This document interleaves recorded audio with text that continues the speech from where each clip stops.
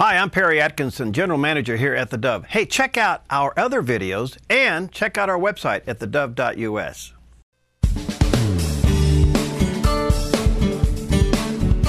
Welcome back to Focus Today. I'm your host, Perry Atkinson, and delighted to have back with us today Rabbi Steven Rosenberg. He is the executive producer of the TalkBack radio program, and today we have him on because there seems to be an incredible rise of anti-Semitism all over the place, and not only in the United States and Europe, but we even have it here in Southern Oregon, as I've heard from some when it comes to doing shows like this. So, Rabbi, nice to see you again. How you doing, my friend? Nice to see you too. It's a pleasure to be back, and what I can say, it's nice to actually be in the same time zone that you are in. I'm in the West Coast today, but there is a plethora of anti-Semitism on the rise, and I have to tell you, it's interesting because some people call it anti-Israel. There was just several weeks ago, very recently, for the first time in, I don't think anyone can remember, a very bad anti-Semitic incident on the campus of Emory University in Atlanta. Yeah, what happened there? This is a university that has a very large Jewish population, and this was the day after Yom Kippur, the holiest day of the year for Jews. One of the Jewish fraternities was festooned with swastikas. I mean, we're talking about less than 24 hours after the end of Yom Kippur. Whoa. And I think that it took a little bit of time, but not a lot of time. But finally, the president of Emory did send out a condemnation. It was a pretty strongly worded condemnation. And what the thing that got my attention, though, was something that happened not in the United States, but as you know, there's a show that people watch called American Idol. Well, that show didn't start in the United States; it started in Great Britain. And there are lots of different spin-offs of it, and one of them is called Arab Idol. And it's this particular show, I think, is out of Saudi Arabia, I believe. And it was these two women that were made it to the finals are Arab women, but are Israeli citizens. And for those of you who may not know, Israel has a lot of different nationalities. Right. Obviously, the majority of them are Jews, but there are a fair amount of Israeli citizens that are Arab. And same rights, benefits as any other is Israeli, but they happen to be Arab. So when they came on, and this particular woman came on, and they showed a picture, a map of where she was from, and God forbid the map mentioned the state of Israel. And the network that it was being shown on throughout the Arab world they almost had to pull the show off the air, because God forbid that instead of being called Palestine, it was being called Israel. And so these two contestants that are Israeli citizens, the only way they would be let on the show and continue to participate in the program and to compete, they had to be known as Palestinians. Wow. And this almost took the show off the air. Now, can you imagine if something like that happened in the United States, where someone whose nationality was, sorry, you can't say that. You can't, you're from Peru, but we don't allow you, we can't refer to the state of Peru, to the country of Peru, or we can't refer to you as the country of Mexico. Right. And so, but we've seen again and again, and I think this is, I'm baffled. I'm really baffled with the sense that here we are in this age of ISIS, where we have this group of people that are killing, let's not forget, you combine ISIS and Al-Qaeda, the most people they have killed have been Arabs. Right. And you've got the Middle East in a turmoil. The only stable country in that neighborhood, as it has always been, but especially today, is Israel. And I'm not quite sure if the upturn of anti-Semitism is. You had mentioned one in Oregon, and I heard a little bit about that, but you're closer to that area, as I know that you're located there. And Oregon's not a place that's known for a tremendous amount of anti-Semitism. Well, and I can't say that it really is, but when we do a show with people like you and others, I will hear from those who are very anti-Semitic. And I guess the question is, Rabbi, how big is this problem? I mean, it seems to be growing, or at least it's certainly getting more publicity. Yeah, and I sometimes really dwell on, I sometimes lose sleep over this, wondering in the 21st century, where we have come so far with civil rights and with racial equality and racial sensitivity and gender sensitivity, why we still have this problem. And the answer really comes from, it's the same answer that is the reason why you have young women who are 16 years old that want to blow themselves up for ISIS or Al-Qaeda. It starts at home. It starts at what are these kids being taught when they're young? And if they're being taught to hate, that's what's going to happen. You're going to turn into haters. And it really starts from what they grow up with. And I think, we forget that if we want children to become good citizens and balanced, sensitive people, those kind of role models are the parents, and that's part of the problem. We saw the demonstrations in Europe where they were quite vocal, and they seem to be growing. You know what's interesting to me, Rabbi Rosenberg, is that it doesn't seem to be the support from the Christian community to offset, the pro-Israel community, to offset the anti-Israel community. Are we just being intimidated into silence? That's a very good question. And this is a question I guess I'm going to pose back to you, is that there are a lot of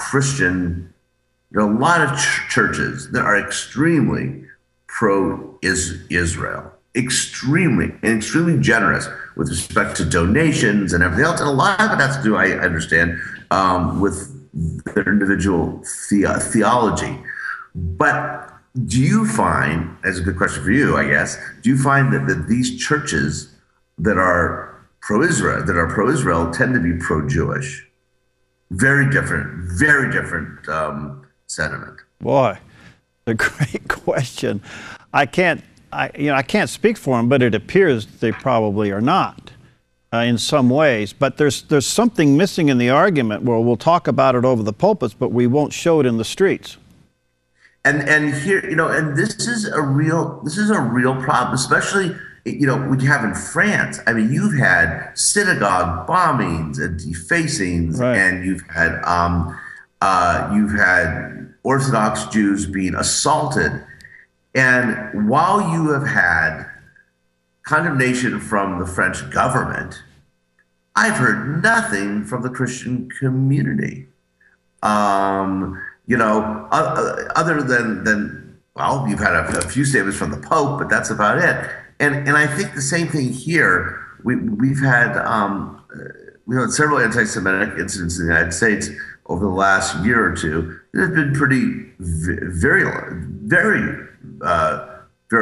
and not a lot of things coming out of other faiths. And I'm wondering if it is because they don't want to get involved. They don't want to be seen as part of the problem. I'm not sure what it is, but I am concerned that here we are in the 21st century where we have an African-American president, yet we still have anti-Semitism that's on the rise. I don't, I wish I knew the answer to that. I really did. All right, let me take a quick break. We'll come back. I want to deal with this a little bit further because I think there's a missing link here, and I'm like you, I'm trying to find it. So we'll be back with Rabbi Steven Rosenberg in just a few moments.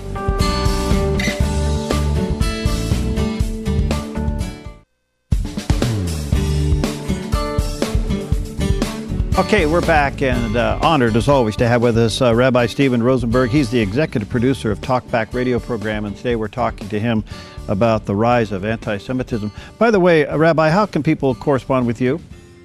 If they'd like to reach me in any way, they can email me at rabbisteven.rosenberg, Rosenberg. It's rabbisteven.rosenberg@gmail.com. Okay, thank you so much. All right, I just, this whole anti-Semitism, here we got ISIS and ISIL and all of these terrorist groups rising, and there are some that would like to take the whole state of Israel and raise it to that level of evil. In other words, they're saying the problem with ISIS and ISIL is because Israel won't give them more land. You know the argument, you know the drill. But is this a spiritual issue as much as it is political? I mean, something's missing here that would allow this to grow like it is without being checked. Well, I think it has to do with, I don't think anyone is as foolish, anyone is foolish enough to think that if Israel did not exist tomorrow, that Al-Qaeda and ISIS would just disappear. Or Hamas would, or, these are, we forget that all these organizations, whether it is Hamas or Al-Qaeda or ISIS, they're very related to each other. Hamas and the Muslim Brotherhood are essentially the same organization. Those of you may be familiar with the term Muslim Brotherhood. That was the organization that came to power in Egypt a few years ago before they were deposed. And these are groups that are very interested in having a caliphate. And a caliphate's a really dangerous word. Yeah. Caliphate really refers to a, going back to the Middle Ages of Sharia law. Sharia law, basically very, very, very strict adherence to Islam. I don't know if you saw this yet. This came out yesterday, where ISIS put out the statement saying how they justified, according to Islam, having sex slaves, having women sex slaves for themselves, because the Quran says they could. Now, I will tell you that 99% of Muslims in the world would denounce that, would say it's complete heresy. But these are the people that you're dealing with. And I wanted to just to point something out to you. The BBC came out last week with a very strongly worded argument, an article saying that that in France and Germany, and the rates of anti-Semitism have not been this high since Nazi Germany. Wow. And they point to several things. They point to in Britain, a rabbi was attacked near a Jewish boarding school. In Australia, now we don't think of Australia as being, as nothing but a friendly country. I mean, come on. Yeah. A bus carrying Jewish school children were targeted by teenagers shouting Heil Hitler and threatening to slit the children's throats. Whoa. This was not 1942. This was 2014. Whoa. And it goes on that this past year in Great Britain there were about 240. Listen to this. Monthly, 240 incidents of anti-Semitism or anti-Semitic acts in Great Britain every month. My stars. That is pretty high. And it's the highest it's been in decades. The BBC says that some of it, thinks that it could be linked to the Israeli-Gaza conflict. But there is, I I'm like you. I'm a little taken aback and a little puzzled as to where this is all coming from. And let's not forget, in May of 2014, a man went into a Jewish museum in Brussels, Belgium, another place that, one would not think of a place laden with terrorism, and killed four Jews, shot them dead. And this is, this goes on. This is going on now. Again, in the U.S., it has been on the rise. Maybe not as quickly as Europe, but one of the things that I think that we also have to see with respect to Great Britain and France is that these two countries have had a huge influx of Muslims. Yeah. Now, again, I don't like to link. It's very, very detrimental, I feel, to say, all these Muslims have come into the country, so they're all bad. That's not the case. The majority of Muslims are wonderful people, law-abiding citizens. It's, but like every barrel of apples, you're going to have a few bad ones in the bunch. Yeah. And so I fear that this also comes from, where has things like the KKK gone? Well, they've gone online. And I think that we're seeing a rise of a lot of the stuff. You're asking what the missing link is. To a certain extent, I think the missing link is the internet. I think a lot of this stuff is found on the internet. And I think the kids today who have, pretty much free reign. I would ask, if I asked a poll out there, how many parents actually have filters on the internet? Yeah. So kids couldn't see some things. How many parents would you say, in your experience, actually do that? This brings up a couple things. Is it true that the Jewish community doesn't believe in the Christian support because we twice, not once, but twice elected a president that is certainly not pro-Israel? No, absolutely not pro-Israel. And I think one can make a good case of that. But isn't that a reflection on the faith community? I mean, we allowed this to happen. I think to a certain extent. I think I have to tell you now, I'm very active in interfaith relations, and as you know, I do a lot of public speaking in Christian communities and churches and that kind of thing, along with synagogues. I have never, ever have heard anything but wonderful things talked about the Jewish community. No, and I appreciate that. I guess what I'm saying is that somewhere there's no action behind our proclamation. There's no action behind our declaration of support of Israel, because we turn around and we've elected an administration that's been the worst in the history of the country when it comes to a relationship with Israel. I understand where you're going with this, and it starts from the top. Yeah. It starts, think about the presidents we had before. I'm going to point to Ronald Reagan, who was Ronald Reagan, and also, George W. Bush, who was a very spiritual guy, who I think set a tone, who certainly wore Christianity proudly. Yeah. I don't think that anyone who, and I met, and I had met George W. Bush briefly a couple times, and I have to tell you, but he was still a two-state Israel guy. I think that was part of his problem. But he was also non-apologetic about his belief in Christianity. Right. Yeah. Okay. Hey, I'm going to run out of time. One other quick thing. I want to come back to caliphate. Yeah. And I get it. I mean, I've been reading more about this, but there seems to be a problem in bringing it to pass, at least immediately, because of the civil war among them. I mean, who's going to win the argument? Problem. I mean, the problem is the Sunnis and the Shias don't agree on who the rightful successor of Muhammad was, and there are a lot of issues between them. And I think that some of this is the fact that the West is kind of caught in the middle of this civil war between two factions of the Muslim world. Wow.